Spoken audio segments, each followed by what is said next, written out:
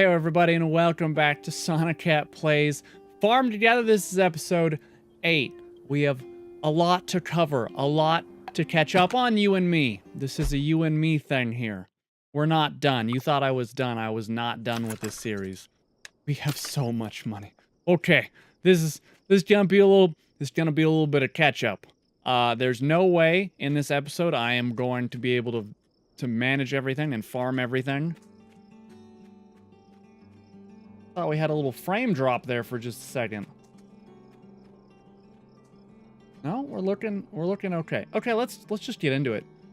We have a lot to go back over. First off, our treehouse is done. We're gonna get to that, but let's first maybe. Oh boy. Let's start at the beginning, shall we? So, what is it? I swear to God, it looks like it's a little tiny bit framey. Why? At 23 hertz? What? That's weird. It's weird that it was set to that. Okay, we seem to be better now. I'm just double checking. We're just farming and I'm looking at my other monitor to farm. Just give me a second here. We do keep dropping down just a little tiny bit, but I don't think it's enough to affect the game too much. Okay. So, why was there a huge break, right? Why was there a huge break between episode 7 and now? Well, I think I told you guys before. I was working on a little bit of a move from my house in Los Angeles out to Colorado. And that took up a huge chunk of my life. I had to pack up everything. I had to sell most everything that I owned, really. It's really weird when, okay, let me try this. So, you know, you go through life and everyone has all of your own stuff, right? You have all this stuff that you've gathered over the years, that you've bought, that people have, you know, purchased for you, all of that. And in my move, I was just taking my car. It was just me and my little, my Jetta, basically. I have a Jetta, like the regular, not the Rabbit, but it's, anyway, it's just a Jetta. It's like a regular, 4-door sedan. And that was what I was taking from Los Angeles to Colorado. And so I couldn't take everything that I owned, you know, after 30 years of existence. I couldn't take everything with me in my one car. So I had to try and find a way to get rid of a lot of things, basically. Because there would just be, you know, I could only take what was in my car. So I had to try and figure out, well, what's not quite as important to me? What's something that, you know, I might own, but I don't necessarily need to have anymore, right? And that's a bit of a weird thing to do. And what ended up happening was I basically downloaded an Android app. I think I used OfferUp was the thing that I used. And if you don't know what OfferUp is, it's like eBay, but really sketchy. I don't really know of a much better way to describe it. It's just you go on OfferUp and it's just a cell phone app and you take a picture. You just take a picture of something and you're like, hey, I'm selling this Xbox One. Here it is. It's like, here's a photo and like $200 or whatever. You know, it's obviously you set your own price, whatever. There's no bidding or anything. It's not like an auction. But people will just send you a message and they'll say, hey, I saw that you posted, you know, that Xbox One. How about 150? You know, because people like to bargain, right? And they want to get a good deal just as much as you want to sell it. And so you have maybe a little bit of back and forth. And certainly I had posted a lot of things. This was like a week into it when I was trying to, you know, liquidate or cut down on the stuff that I own. And so, for example, one of the things, right, for example, was I had a full queen-size bed with like a headboard, the whole deal. Couldn't take it with me. There's no way. There was no way I was going to put that into my car. And so I just went on OfferUp. I'm like, well, selling a queen size bed. It's in great condition, mattress and box spring, whole deal. And I was like, you know what? I just need to get rid of it. $100. Just someone come and take this from me, right? And so I did that over and over and over with so many things. I sold stuff that I thought that I would hang on to for the rest of my life, you know? I sold, like, kitchen appliances and an air conditioner, like a portable air conditioner, and my bed, and a bunch of furniture, and, like, a chest of drawers, and, you know, just anything that you could imagine that's bulky. Coffee tables, too, you know, was a big thing, because I had a couple of them. Because you can't take that kind of stuff with you if you're just moving, you know, in my case, just myself. And so I sold so many things. And it was a really weird kind of... It was a weird kind of realization that I had always had all this stuff, you know, because I really started accumulating a lot of furniture and stuff after I moved out to go to college, as most people do, you know. And so, getting rid of all this stuff, it was weird because you know, before I had to start thinking about the move and all that, you don't ever think about getting rid of your stuff, right? That's your stuff. You bought it. You know, you've owned it for however many years. And so I had to start getting rid of it. And I realized very quickly, for example, like with the bed, right? They came and picked it up the next morning. And so I was laying in bed, you know, the night before going, man, I'm really kind of sad that I'm getting rid of this. You know, I've used this for, you know, a couple years. It's like I'm attached to it, right? But then a weird thing happened where after the guys came and picked it up, suddenly that feeling of attachment was immediately gone. It didn't exist anymore. It was just, hey, that's gone, and now I feel better, you know? And it may be kind of like that Marie Kondo thing on Netflix, right? Where you just, maybe you thought that you needed something when you really didn't, and it's not until you finally get rid of it that suddenly you feel better, right? And so I did this with so many of the things that I owned. And after it was kind of all done, and by the way, this is no exaggeration, I got rid of or sold probably 70% of everything I owned. So it was a big deal. And I just realized after I had finished and the car was packed up and I was getting ready to do the drive out to Colorado, that I didn't need any of that stuff. That all that stuff was just... At the time that I owned it, it felt like I really needed it. But after it was gone, I realized that none of it was important. Not a single one of the things that I owned was that important.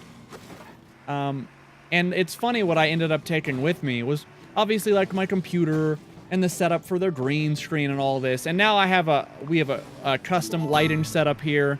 I have my own little studio to record these on, which is why you'll notice that the color, the setup, the lighting, everything should be way better. Also, I messed with a lot of the sound stuff, and so just going forward, all of these Let's Plays are going to be so much higher quality. And the reviews that I do and all the other content that I create, because the whole idea of moving here was that I could sit down with a little studio and just focus on doing just this, right? And so I took, you know, my computer and not even my desk. It was just the computer. I had to buy a new desk when I got out here and set that all up. And the things that I ended up really hanging on to were some things that I had gotten when I was very young, you know, like Christmas gifts and stuff like that. I have a lava lamp. You can't really see it. It's off to the side. It's a blue... Hold on, maybe I can... Oh. Can you see this? It's like a glitter lamp. It's full of all these little pieces of glitter. And it's extremely heavy. But I got that when I was like 8 years old, right? And that was something I was like, no, this stays, right? But my desk got rid of, my bed, my dresser, all of that furniture. You know, it's stuff that you think is really important until you have to make a decision where you're like, well, it is physically impossible for me to take any more than X number of things. So then you have to sit down and go, okay, well, you know, what do I actually need and what do I think that I need, right? And so I kept hitting this little bit of a crossroads where, here's a great example. I have a tea kettle. I love this tea kettle. I used it for years. It was awesome. Because you guys know how much I love tea. I tell you about it all the time. I'm drinking water right now because it's the middle of the day, but you guys know how much I like tea. Whoops, didn't want to do that. And so this tea kettle, I was like, I really want to take this tea kettle. I've had it for years. I love it. And then I would say, okay, well, if I want to take it, I have to find a place for it in the car. And my car was already totally full. There was no way to really toss in more stuff. It was just going to be a headache. And then when I realized that it was a headache, immediately I was like, well, fuck the tea kettle. Tea kettle's out. I'm not dealing with this, you know? And so it's funny the perspective change when suddenly it goes from, hey, I really liked this to, hey, I need to find a spot for this. I need to deal with this. It becomes very different, and it becomes very easy suddenly, oddly, to just go, well, actually, you know, as much as I like this tea kettle, I could buy a new one when I get there if I really, really wanted a tea kettle, you know? Red onions are brand new. We're going to plant these. And so I just did this with every single thing. Every time I was like, wow, I should probably take this definitely because I really like this thing. And then, again, you hit yourself with that question of, but do I want to deal with this thing? Is this thing so important that I wouldn't be able to, for example, buy another one in 6 months, in 3 months, right? Is this so important that my life is going to cease to function if I don't have it, right? And so every time you frame it like that instead, the decision became easier and easier. Stuff that I was hanging on to in the garage in boxes, and I was like, oh, this stuff is all really important.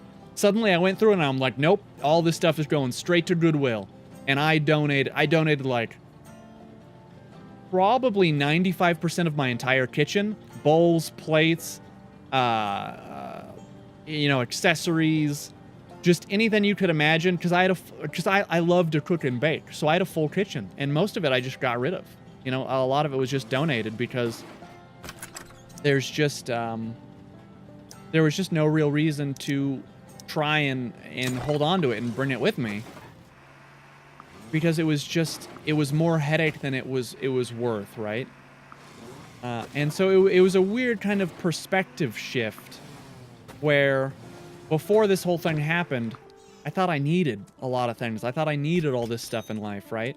And then you get down to it, and I managed to drive out from Los Angeles to Colorado with one car full of stuff. And most of it was like my clothes and, you know, my computer, some blankets that I'm particularly attached to, you know, that maybe a family member or something got me. But it's just funny how the importance changes when you're faced with a situation of, you know, we have 100 units of space and everything has a value. And so you have to kind of measure your life now in, well, how important really is this? I know you think this thing is important, but is it really? You know, that kind of a situation. So it was weird and it was interesting, and I'm glad that I did it, because I think it taught me a lot about, you know, how much stuff we own as people in general. And I've come to realize that I'm way more of a minimalist than I really thought. Now living where I am now, because I moved in with a buddy, I have my room. I don't even own a dresser. I just stack up everything on some shelves that are already in the closet. And I realized, why did I even need a dresser? Why did I need this thing? Why did I need that? It's refreshing, I guess. And it's, you know, some people would say it's like, oh, you had like a, you know, midlife crisis or whatever. And it's not really that. It was through necessity. Necessity, they say, you know, is the mother of invention, right? Necessity forced me to have a perspective change on life, and it was honestly kind of enlightening. I hope that all makes sense. And you don't just think I'm absolutely fucking bonkers, but I mean, you might anyway, and that's fine too. I mean, a lot of this stuff, let's 2, 2, 8, 1. We planted those. 5, 2, 4, Agave. We did not plant any agave. So it's just a very interesting experience, all in all, and I'm glad that I did it. And obviously, it's, you know, it has huge benefits for me because now I'm here, and the whole point was to kind of get a studio up and running so I could just make content full-time. And so hopefully you guys, you know, I mean, it's really for you guys. I mean, it's for me, but it's for the audience, right? And so this is what I plan on doing full-time now. And I need to figure out a regular schedule, right? Because I have 5 or 6 different series running all the time.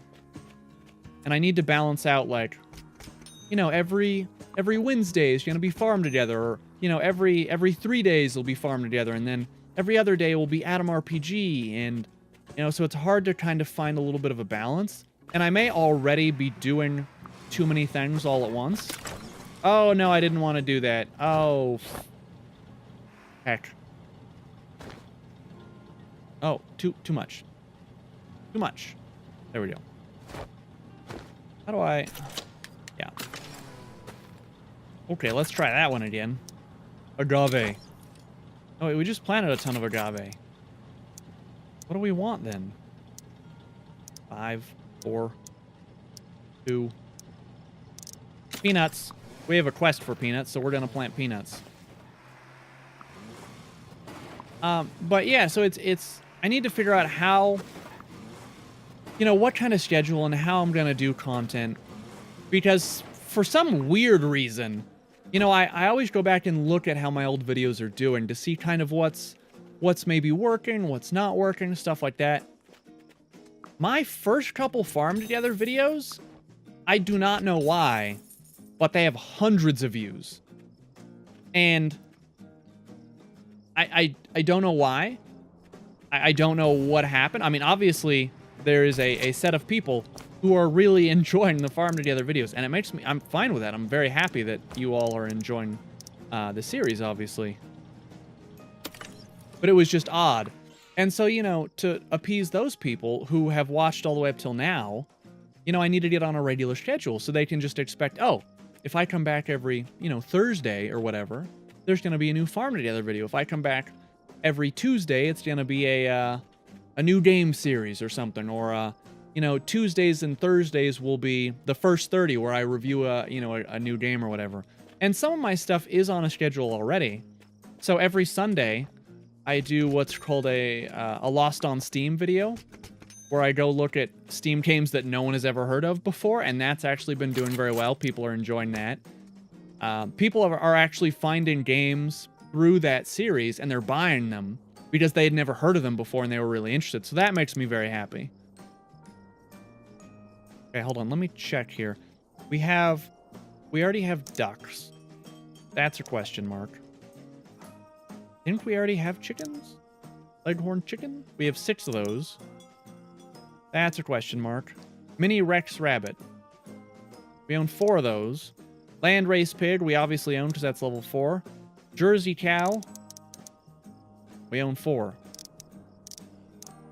So we actually have all of these animals. We don't have any Huacaya alpacas. Or donkeys. Alpacas, let's do it. I don't know, like 6? What do you think? Probably like 6. We have a lot of money because we hadn't played in a while and then we harvested everything. Let's just kind of put down maybe a little... Maybe just kind of, you know, each of these, actually. These are expensive. Okay, maybe not each of these. Maybe just like a couple of each. We got donkeys, alpacas, sheeps. What was I talking about? I always seem to forget. Right, just the different series. So it feels so good when I make a piece of content and someone goes, "Hey, I saw that, and you know, you don't know me. I'm just, you know, I just happened across your channel, but I liked it so much that I went and I bought that game you were talking about, or I, you know, recommended it to a friend," or whatever the case is. But, you know, whenever you can kind of reach people through that, it's always such a good feeling. And so I'm just really, really happy that it's been working out, right? And I don't plan on stopping anytime soon. We have a lot to do. And I really, on just a separate note, I really enjoy doing the Farm Together videos. Because on a lot of my other videos, I try to keep them super high energy. And I think you guys know I'm normally very, very loud. And so it's just nice to kind of sit down and play this and just kind of have a chat with you guys. It's almost like my therapy time, you know? Where I just get to sit and talk about, you know, this is going on, or that's going on, or this happened. And it's just very pleasant, you know? There's enough food. I'll be the judge of that. That was expensive.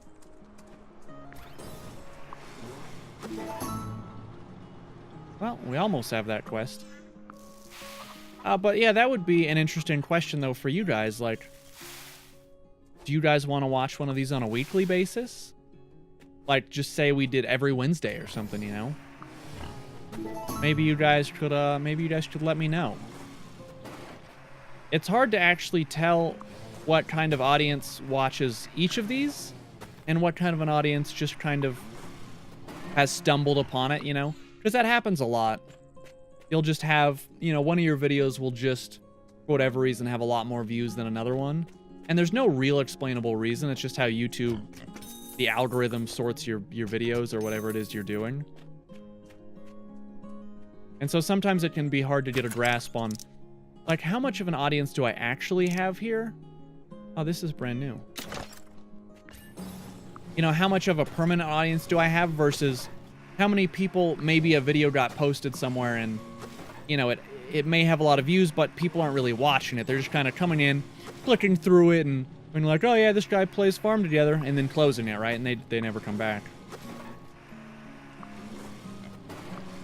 And I don't hold it against them, because I'm definitely not the most likable person on the planet, so that doesn't even affect me. I just enjoy doing these videos, so whoever decides they want to watch, they can watch. But I'm glad that you guys are here with me now. I also started playing The Sims because I have the Origin Premiere thing, and so I have access to like all of EA's game library. And I just decided to add level 5. That's level 1. Oh, sorry. I've been running errands all day. This is the first time that I've had a chance to sit down. Oh, stop. I've been running errands all day because I finally had the chance to, like, go out to Target and start to pick up some of the things that I needed that I just had, like, fallen through the cracks, you know? For example, I really needed... What was it that I really needed? I needed a loofah. You know what a loofah is? It's that weird spongy thing you keep in the shower. I really needed one of those because I love those things. If you don't use a loofah, you are missing out. Let me tell you, you are missing out. That is the way to take a shower. Oh. Anyway, so I needed just stuff like that, you know, stuff that I didn't have here or whatever that I just hadn't picked up. So I was running errands all over town. And I obviously, you know, can't talk to you guys directly, so I don't... Oh, we could just plant money trees. They don't really give us anything useful, unfortunately. But we'll plant some. Why not? We're not really going for just maximum profit here. We're just trying to make a farm that we enjoy. That we can be happy with, you know? Anyway, so I was doing all these errands. And I don't... All right, that's what I was just about to say.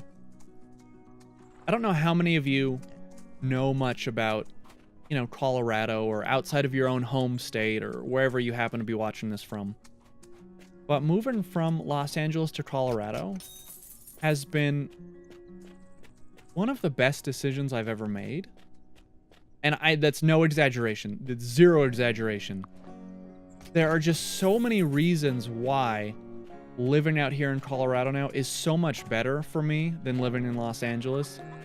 You know, living in a giant metropolis like Los Angeles or You know, if you live in one of those major cities like New York, Los Angeles, Tokyo, Seoul, you know, Austin, these are giant, giant cities of just packed, right, with people. And often I was always feeling like they're just kind of suffocating, you know? There's just, at least in Los Angeles, because I can only speak from experience on Los Angeles and those surrounding areas. It's just, you can never get away from people. You can never get away from the traffic. You can never get away from this feeling of everything is concrete everywhere. The skyline is just buildings. Everything is just crowded and cramped, and it's just, there's no escaping that, you know, if you live in one of these kinds of cities. I need to plant more flowers. And so for me, I was so tired of that.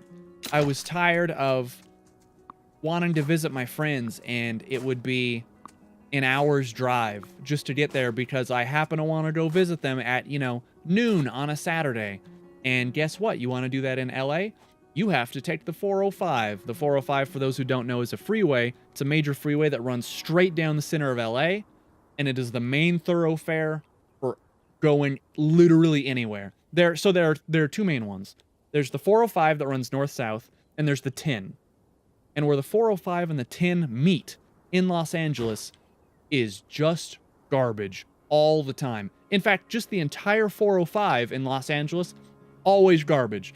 Now, the 405 runs super far north, all the way to super far south. It goes way beyond LA. It's not just those areas, but it's that and the 10. And the 10 goes all the way, cities and cities away, right? But just in the main center of LA, those freeways, it can be Saturday at 3 in the morning, and there will be bumper-to-bumper traffic. And I was tired of it. I was so tired of living in a place that's just always miserable, and it's always traffic. It's always congested. You know, I don't want to live in a place like that. And so I hadn't realized the big difference between really living there and getting out of that kind of an area and moving to somewhere like where I am now in Colorado. So where I ended up moving to it's about 25 to 30 minutes outside of Denver. So I'm right next to another major city, but I'm not in a major city. It's far enough out that I've not seen traffic here a single time on any of the highways or freeways I've taken. And that is weird. It's bizarre. Because I'm used to, you know, anytime I wanted to go anywhere, ever in LA, you were just gonna expect to be sitting in traffic for an hour, you know? There was never, or I mean, I shouldn't say never, but it was rare to just be like, okay, you know, going out to wherever is gonna be 20 minutes, you know? It was never just 20 minutes because just how the city's laid out. And it would probably be a lot different if Los Angeles had a transit system, right? But Los Angeles does not have like a subway or a train that runs all the way through Los Angeles and can get you from one point to the next. You know, if you live in San Francisco, you can take the rail or the BART. I think it's called the BART, which is some kind of a bus or a train. I don't know. I just hear my buddies talk about it all the time. You can take that and it makes it really easy. You don't even really need a car in San Francisco, right? But in Los Angeles, it is not the case. You need a car in Los Angeles. Los Angeles is just too big to be able to really taxi or Uber around all the time. And anyway, it's just so congested and miserable that I had to get out. And so I got out here to Colorado, and it's like open spaces and mountains and clean air, and the cost of living is super cheap. Gas out here is like $2. What? Right? $2. And it's actually even cheaper than that if you shop at like a grocery store that has a gas station attached, because you'll get discounts if you buy your groceries there and then buy gas there with them. So you can actually get gas for under $2 in Colorado if you do that, if you shop smart, you know? And it's just stuff like that where you go, damn, why did I ever you know, why did I ever live in Los Angeles? Why did I ever put up with this for as long as I did, you know? Not to mention, if you want to buy a house in Los Angeles, prepare to fork out $1 million. And that's not an exaggeration. Just regular, one-story, small houses, $1 million. You go to Colorado, you can buy a 3-story, completely finished, amazing house, $400,000, $500,000, half the cost, and twice, or 3 times, or 4 times the size that you would get in Los Angeles. Or, you know, if you're just you and your significant other, buy a condo out here for $100 grand, $150 grand, you know, and it'll be a really nice place. It'll be 2 stories. It'll be, you know, it just, the difference is so incredible from one to the other. And I had never experienced this before. And so it was just so eye-opening for me. We're in our house that finally got finished. Look at this. How cool is this? Moving boxes. Cardboard boxes. Well, okay, this is neat. We have a little house. How do we... Oh. This costs tickets? I don't have tickets. We do have diamonds. Oh, we do have diamonds, though. What do you think? Do we want... Yeah, probably like right in front of that, right? Like that. Let's click through these. I mean, we're basically out of time, and I'm really sorry. We'll be getting on a normal schedule of these. Probably one of these a week. I don't know when, but it will be an official schedule. That's one of... Oh, we need to buy a bed. I'm sorry, I get distracted. One of the things that I do plan on doing is getting, like I said before, just a known and published or schedule, so you guys know, like, hey, if I come back to the channel on, you know, every whatever day. It's a pretty great table. Maybe we just stick it... This kitchen is very strange. Put it there, I don't know. I'm not really thinking about this too much. I guess we'll add a chair. It's just me. Hey. Ah. Hold on, I can do this. Hey guys. Just me sitting at the table in my weird rectangular kitchen. Big old lazy boy chair, like right under the window so you can read and just... You can have the sunlight come in sitting in your big chair right there. Oh, that's what happiness is right there. What is this? Oh, cabinets. Okay, well... You know, we probably want the sink right near the stove. And we're gonna need a little L shape here. I guess we'll need another L shape. That's cool. And then this obviously has to be a refrigerator. Do I have a refrigerator? Yeah, we have a refrigerator. There we go. You know, you gotta have the break in the cabinets. That just makes sense. Oh, we need a little piece there. Hold on. We need like, yeah, like this piece. Perfect. We got a little kitchen. Ready. Oh, you can cook. That's how you get tickets. Do I have eggs? Wait, this is 6 tickets. What just happened? Oh, it's 20 minutes. Okay. I got you. What about the fridge? What does the fridge do?